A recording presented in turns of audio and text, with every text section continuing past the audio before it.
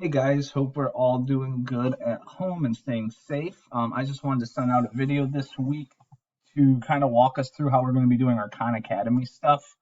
You're still going to have your Spire Review Dream Box that we're used to doing, but we're going to have some Khan Academy videos. I know this week we had some trouble getting to them because Khan Academy changed the way it looks. So I wanted to come up with a different way to get to the assignments that I want you to do each week. So I made some guided notes. Before I get to that, I just wanted to show everybody my daughter. So this is Remy Sue Hagedorn. She is about 3 weeks old now. Me and her and mom and big brother are all doing great. So I just wanted everybody to get to see her before I walked you through the guided notes this week.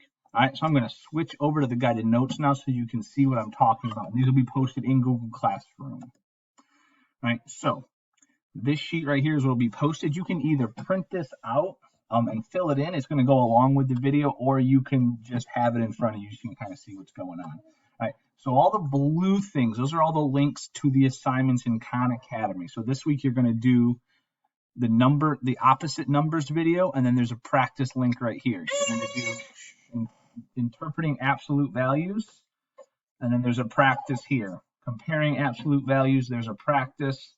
And then there's a check-in at the very end of this that you need to work on as well. All right. So I would suggest doing one video, one practice each day, and then the check-in you could do Thursday and Friday, as well as any Spire Review or Dreambox you may need to do. You'll have that time to do those as well. All right. Just want to also encourage you guys, if you have any questions on anything, whether it's how to get into Khan Academy, how to do a Spire Review Dreambox, or any of the Khan Academy lessons, please get into my Google Meets. They'll be Wednesday at 10 o'clock in the morning and Fridays at 2 o'clock in the afternoon. I will usually be there about an hour, 2 to 3.